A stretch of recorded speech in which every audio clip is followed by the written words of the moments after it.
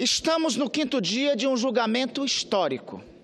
Ao contrário do que se anuncia, me permitam dizer que neste plenário, entre hoje e amanhã, nós não estaremos julgando o mandato presidencial de Dilma Vana Rousseff.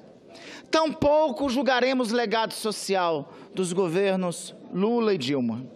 Não julgaremos nenhum caso de corrupção que se apresenta nos jornais. O que estaremos aqui julgando, senhoras e senhores parlamentares, é a democracia brasileira. Estaremos julgando, em última análise, se 2/3 da Câmara e do Senado detêm o poder de retirar do mandato uma presidente da República eleita com 54 milhões de votos. Estaremos julgando se uma maioria parlamentar eventual, constituída com as piores fontes dos desvios do patrimonialismo brasileiro, o fisiologismo, o clientelismo e a corrupção, pode substituir o povo brasileiro no seu voto universal, direto e secreto. Compreendo as razões da insatisfação de parte da população com o governo da presidente Dilma. Compreendo as razões que a condução da política econômica foi vacilante e não estimulou o emprego e a renda. Nesse aspecto, concordamos. Concordo com a constatação que o governo Dilma, como seu antecessor, manteve a taxa de juros nas alturas. Optou por dar segurança ao mercado financeiro. Concordo que foram negligentes do ponto de vista ambiental.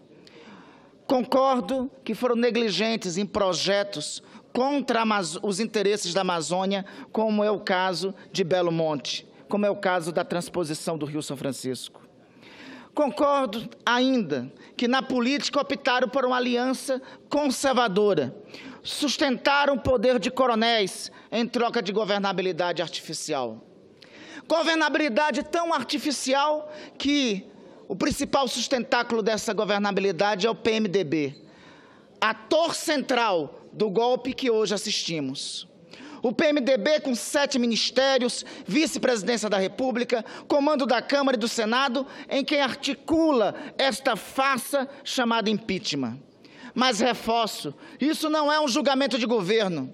O espírito público, o poder que o povo nos delegou, não permite nós agirmos aqui com sentimento de vingança. Sei que o PT, o governo, teve inúmeros erros. Esse acerto de contas será com a história. Mas esses erros não podem fazer, nesta noite, nesta manhã, ou ainda amanhã pela manhã, condenarmos um inocente. Esta é uma decisão que afeta o povo e o futuro da nação. Se o que vencer hoje for o impeachment, abriremos as portas da democracia brasileira e do nosso dito presidencialismo de coalizão, fundado pela Constituição de 1988, para que as chamadas maiorias eventuais, baseadas na troca de cargos, na troca de emendas, nos favores, na corrupção que levou ao escândalo da Lava Jato, que essas maiorias façam chantagem ou destituam, quando quiser, qualquer futuro presidente da República, qualquer prefeito ou qualquer governador. Que parlamentares com interesses privados, que confunde o público como privado fosse, se coloquem acima dos interesses públicos e desfaçam a vontade soberana das ruas. Basta ver o que está nesse processo. Vamos ao que diz a Operação Lava Jato. Basta ver uma citação nos autos da operação, denunciado inclusive nos jornais, em que foi dito: tem que resolver, tem que mudar o governo para estancar essa sangria. Isso foi dito por um dos artífices do PMDB e do governo Temer. Isso foi fato público, notório e cuja existência nunca foi refutada. Foi com essas intenções, foi com as piores intenções, que o senhor vice-presidente da República conspirou nos bastidores, nos porões, para ascender ilegitimamente ao cargo. Por que, senhor presidente? Qual é o fundamento que tem para esse afastamento? Uma testemunha. Uma única testemunha que foi ouvido aqui. Alguns vão dizer, tem também o senhor Júlio Marcelo. Júlio Marcelo foi aqui desqualificado como testemunha e qualificado como informante. Júlio Marcelo, alguém que não honra a nobre carreira do Ministério Público. Alguém diferente de Ela Vieco, que honra a carreira do Ministério Público Federal, que honra a cadeira dos membros da Procuradoria-Geral da República. De um lado, a disfarçatez, do outro, a honrabilidade de um membro do MPF. Antônio Dávila, essa única testemunha, foi auditor do Tribunal de Contas da União. A ele caberia a formulação de parecer. E o que ocorreu, senador Humberto Costa? Ele preparou a representação que ele depois julgou. Por isso que hoje, na tarde de hoje, representamos contra esses dois senhores no Conselho Nacional do Ministério Público e no Ministério Público Federal. Senhor presidente, senhoras e senhores senadores, o que nós assistimos aqui foi um absurdo, foi uma convicção plena neste plenário de que o principal artífice da denúncia aqui, o principal articulador, na verdade, fez parte de um conluio, de uma conspiração para já ter o resultado certo por parte do Tribunal de Contas da União. É uma sequência de absurdos e isso não é razão para afastar o presidente.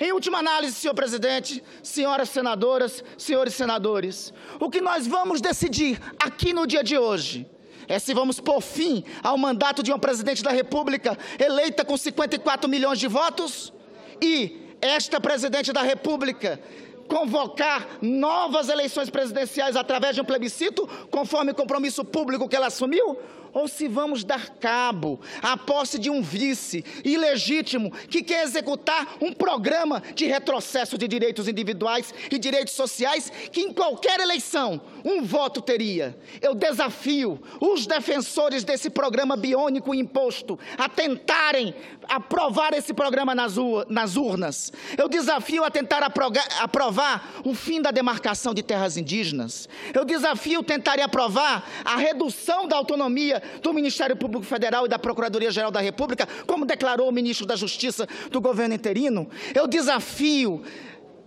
apresentar para o povo brasileiro a revogação da construção de 11.250 unidades habitacionais do programa Minha Casa Minha Vida. Eu desafio dizer ao povo brasileiro que quer legalizar os jogos de azar em programa submetido ao escrutínio público.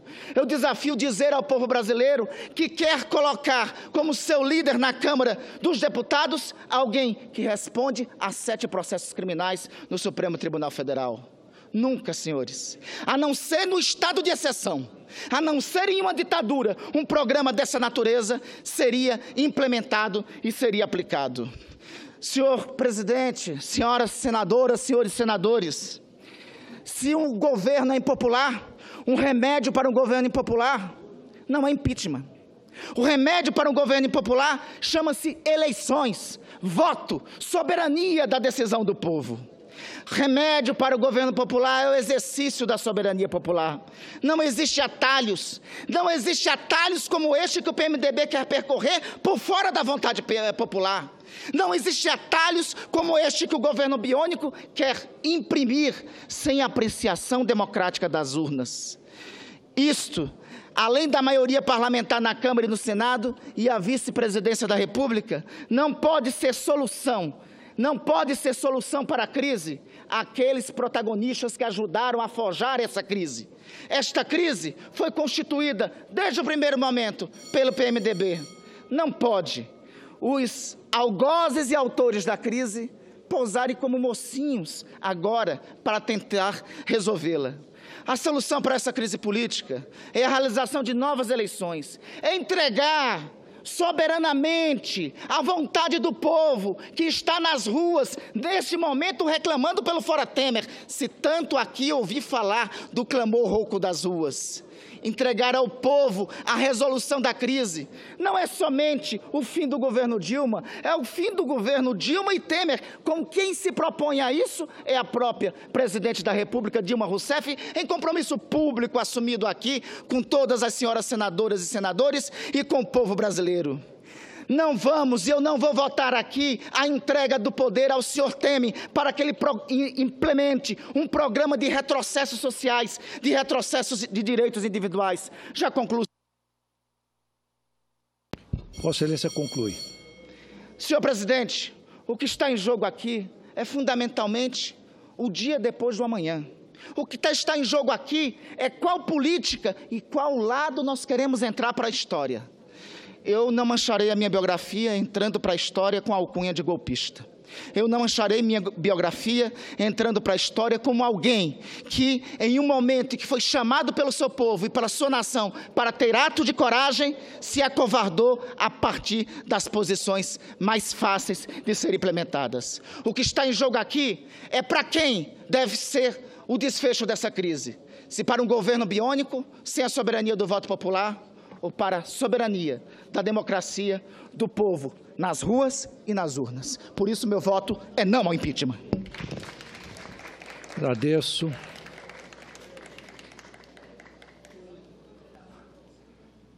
Ao senador Randolfo Rodrigues. Senador Ricardo Ferraço está com a palavra.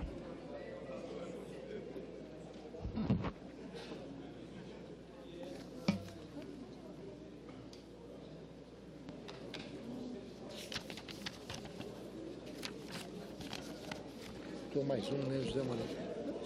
Excelentíssimo senhor presidente do Supremo Tribunal Federal, ministro Ricardo Lewandowski, que preside esta sessão do Senado Federal, chancelando e dando legitimidade constitucional a todo esse processo e esse julgamento. A hora da verdade, por certo, se aproxima. Em algumas horas, o Senado da República estará escrevendo mais um capítulo da nossa história. Por certo, senhor presidente, senhoras e senhores senadores, brasileiros e capixabas que me confiaram o seu voto para que eu pudesse representar o Espírito Santo nessa casa, o certo é que a verdade tem sempre mais de uma face. Mas o que nos interessa não é nem a minha, nem a sua verdade.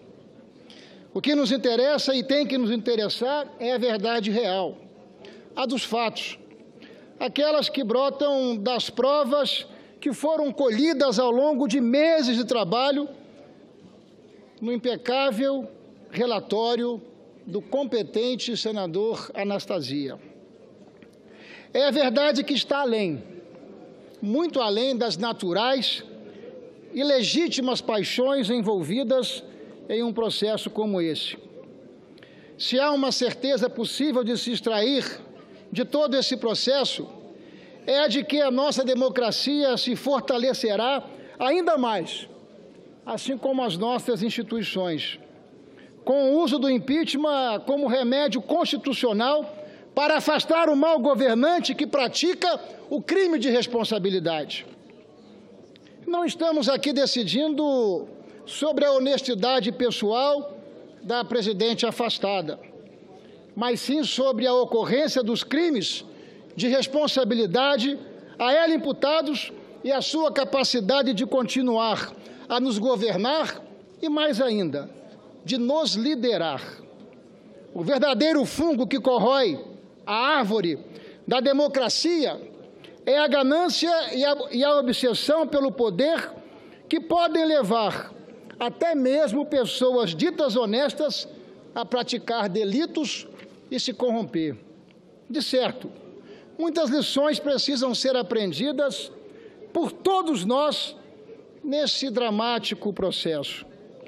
Talvez a mais importante delas é de que em nossas vidas nada mesmo vale a pena a todo e qualquer custo para chegar a lugar algum. Definitivamente, senhor presidente, senhoras e senhores senadores brasileiros, definitivamente o crime não compensa. O afastamento de uma presidente da República por burlar as leis orçamentárias e fiscais é emblemático e precisa ter um desdobramento pedagógico no dia a dia da gestão pública brasileira. A qualidade dos gastos é indispensável para a saúde econômica na esfera pública e na esfera privada. Quando um governo se desorganiza, ele arrasta junto o dia a dia das pessoas, sua confiança e sua esperança.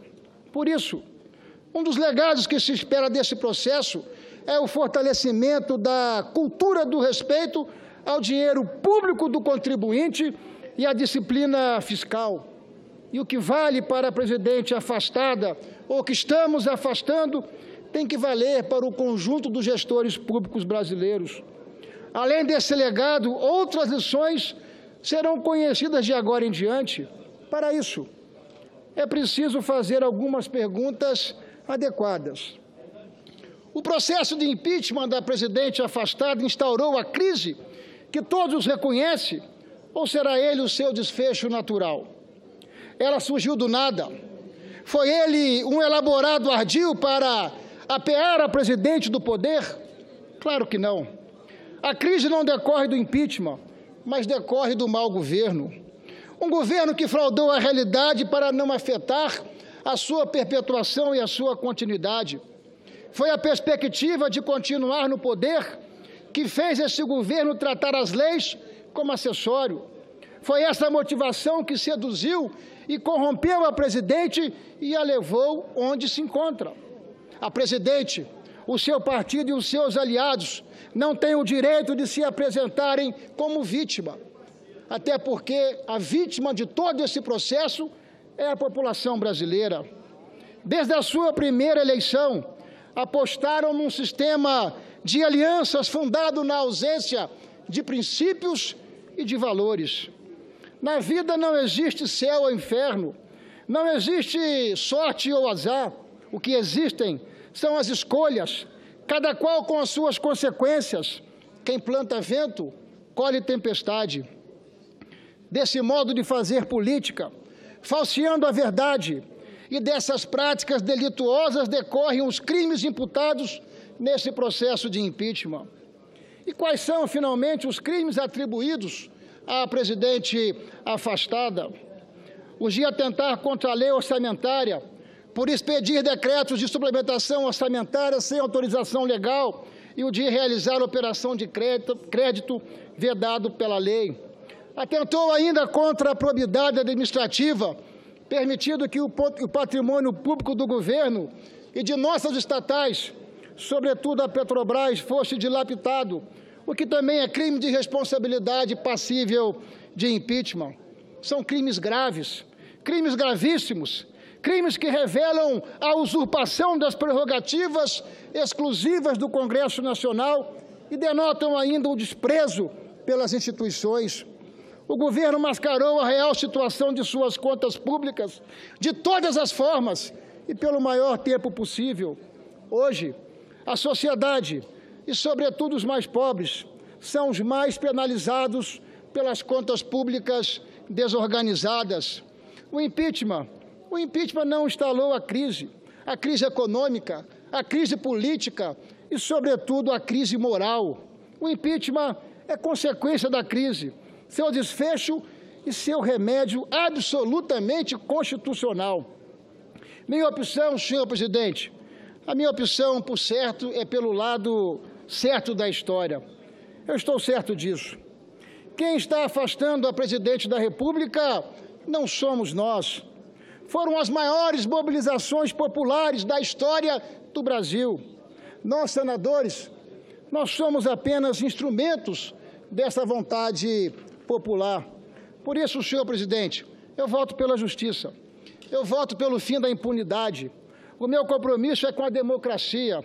O meu compromisso é com o efetivo respeito às leis e às instituições do nosso país.